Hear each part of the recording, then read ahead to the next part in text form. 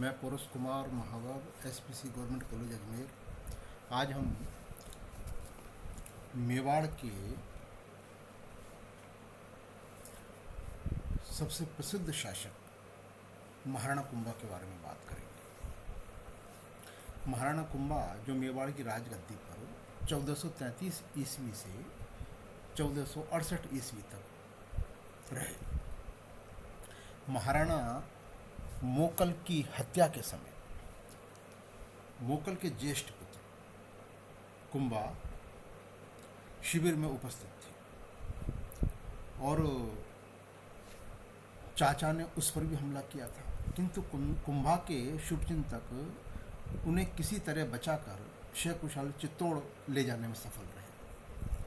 चित्तौड़ पहुंचने पर मेवाड़ी सामंतों उन्हें मेवाड़ का राणा घोषित कर दिया। नैणसी के अनुसार मोकल की हत्या के बाद चाचा ने अपने आप को राणा घोषित कर दिया था तथा महपा पवार को अपना प्रधानमंत्री बनाया। दूसरी तरफ कुंभा ने चित्तौड़ पहुंचने पर मेवाड़ी सामंतों ने कुंभा को मेवाड़ का राजा घोषित कर दिया। अब हम अगर ये देखें कि मोकल की हत्या के बाद अपने स्वामी भक्त सरदारों की सहायता से कुंभा मेवाड़ का राणा तो बन गए, परंतु उनके सामने अनेक आंतरिक और बाह्य कठिनाइयाँ उपस्थित थी। राणा मोकल के समय से ही मालवा, गुजरात और नागौर के मुस्लिम शासकों ने मेवाड़ के क्षेत्र को हथियाना शुरू कर दिया था और पड़ोसी राजपूत शासकों ने भी मेवाड़ के सीमांत क्षेत्रों को हड़पना शुरू कर दिया था। मोकल की हत्या तथा कुंभा की अवयस्कता का लाभ उठाते हुए मेवाड़ के कुछ सरदारों ने भी राणा की प्रभुसत्ता से मुक्त होने का प्रयास शुरू कर दिया। वस्तुतः मेवाड़ के सरदारों में दलबंदी उत्पन्न हो गई थी। महाराणा क्षेत्र सिंह की अवैध संतान चाचा मेरा 3 पीढ़ियों से मेवाड़ के शासकों के समय में बड़े शक्तिशाली बनते जा रहे थे। महपा पवार तथा कुछ अन्य सरदार भी उनके साथ मिल गए थे, परंतु वंश परंपरा से सम्मानित पुराने सरदारों को चाचा महपा गठबंधन की बढ़ती हुई शक्ति नापसंद थी। किसी कारणवश वे प्रकट रूप से इस गठबंधन का विरोध करने से हिचकते रहे, परंतु जब इस गिरोह के द्वारा मोकल की हत्या कर दी गई तो महाराणा कुंभा को इस दल के विरुद्ध कदम उठाना आवश्यक हो गया, क्योंकि इस दल के मुख्य नेता अपने अनुयायियों सहित दक्षिण के पाई के पहाड़ों पाई कोटरा का पर्वतीय क्षेत्र की ओर छिप गए। गुप्त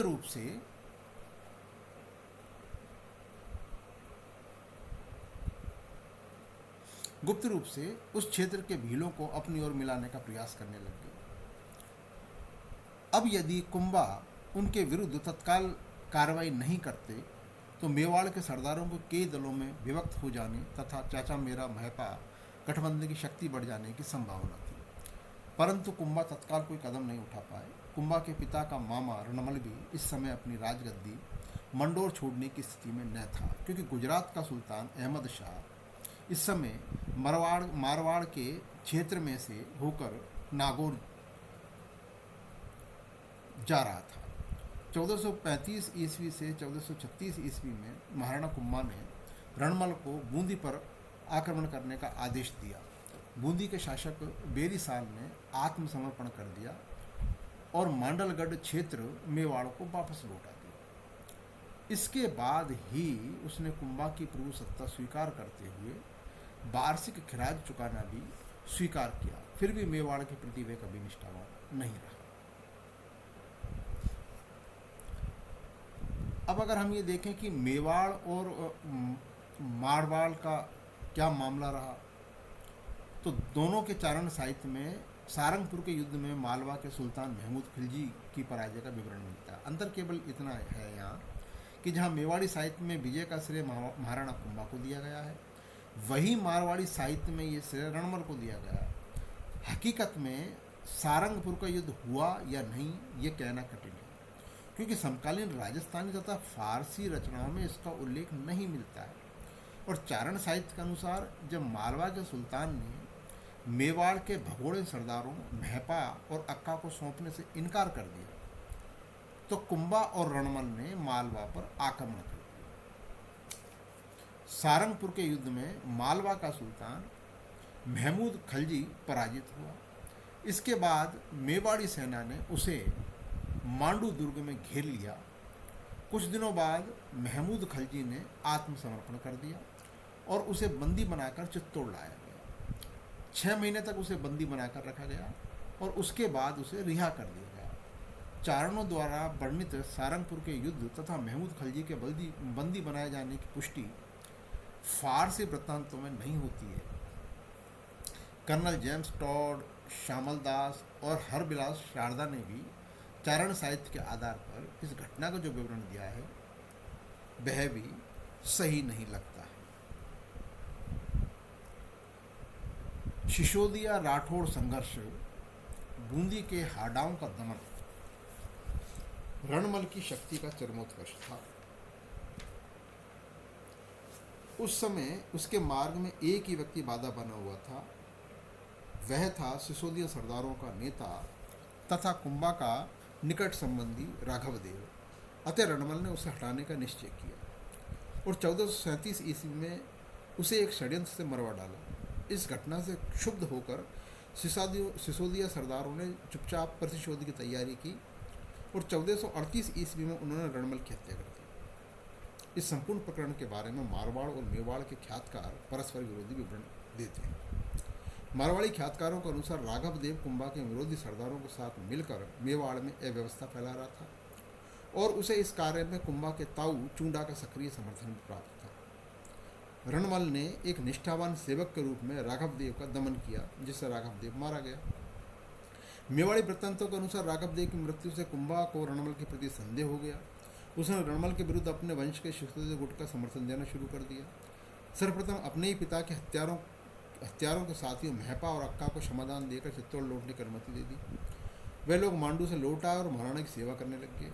इसके बाद चूंडा भी मेवाड़ लौट आया। थोड़े दिनों में ही अक्का ने कुंभा का विश्वास प्राप्त कर लिया और उसने महाराणा को रणमल के बुरे विचारों से अवगत कराना शुरू कर दिया। इससे कुंभा को विश्वास दिलाया कि रणमल अपनी सैन्य शक्ति के सहारे मेवाड़ का सिंहासन हड़पना चाहता है और इस संबंध में रणमल की प्रेयसी दासी भारमली भी गवाही में सम्मिलित कर ली गई। इसी भारमली की सहायता से रणमल को खूब शराब पिलाकर बेसुध कर दिया गया और रणमल को उसी की पगड़ी से पलंग पर बांध दिया गया। इसके बाद महपा और उसके साथियों ने वीर रणमल को मौत के घाट उतार दिया। इन घटनाओं से मेवाड़ के सिसोदियाओं और मारवाड़ के राठौड़ों के बीच आपसी संघर्ष के बीच अंकुरित हो गई और आगामी 75 वर्षों तक दोनों पक्ष किसी न किसी बात को लेकर आपस में लड़ते रहे। इसका परिणाम दोनों के लिए तो घातक हुआ, परंतु दोनों की स्थिति कमजोर हो जाने से मुस्लिम शासकों को लाभ पहुंचा, क्योंकि यह वह समय था जब मालवा और गुजरात के मुस्लिम शासक और मारवाड़ के क्षेत्रों पर अधिकार जमाने की ताक लगाए बैठे थे। उनकी कोशिशों को नाकामयाब करने के लिए मेवाड़ और मारवाड़ के मध्य एकता होना अत्यंत महत्वपूर्ण था। रणमल की हत्या के संबंध में चूंडा और कुंभा की भूमिका एवं चरित्र चित्रण का प्रश्न स्वाभाविक रूप से सामने आ खड़ा होता है। मेवाड़ी वृत्तांतों में चूंडा को भीष्म पितामह के समान बताया गया है। रणमल ने संकट में पड़े कुंभा की सेवा की, उसके पिता के हत्यारों से बदला लिया।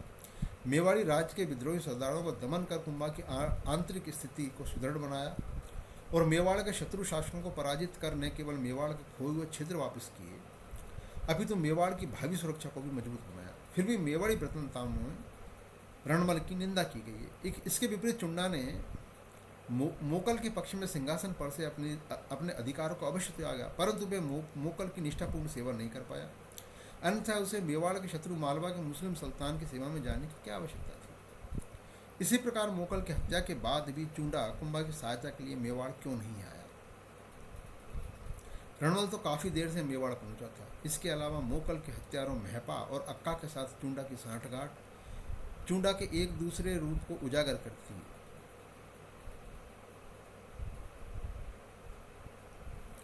राजपूत राज्यों के साथ में कुंभा के अलग अलग तरीके के संबंध रहे। जैसे मारवाड़ के साथ में कुंभा के अलग तरीके के संबंध थे। और इसमें खासकर बूंदी राज, सिरोही और आबू के देवड़ा चौहानों के साथ ये सारे संबंध अपने शत्रुओं को परास्त करने के लिए या अपने साम्राज्य का विस्तार करने के लिए कुंभा ने समय समय पर अपने अनुरूप उनके साथ में ये संबंध बनाया। इसके अलावा कुंभा ने मेरों का दमन किया, डूंगरपुर के क्षेत्र को जीता और पूर्वी राजस्थान के क्षेत्र खासकर मालवा और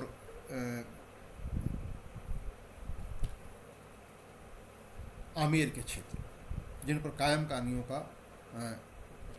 का अधिकार सा हो गया था, और इस तरह से टोंक और अलवर भी कुंभा के अधिकार में आ गए। इस तरह से कुंभा ने अपने साम्राज्य का विस्तार बहुत अधिक किया और अपनी विजयी गाथा लिखी।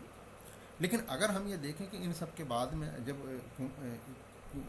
कुंभा का जब अंतिम समय आता है तो महाराणा कुंभा के अंतिम दिन रुग्णावस्था में गुजरे।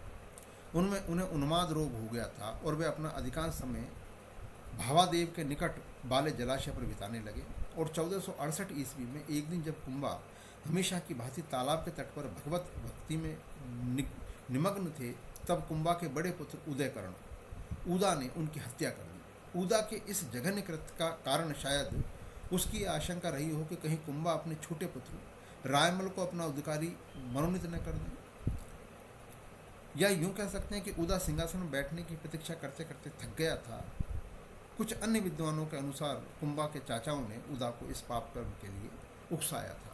लेकिन इस तरीके से महाराणा कुंभा के अंतिम दिन बहुत बुरे गुजरे और उनका पुत्र ही उनका हत्यारा निकला।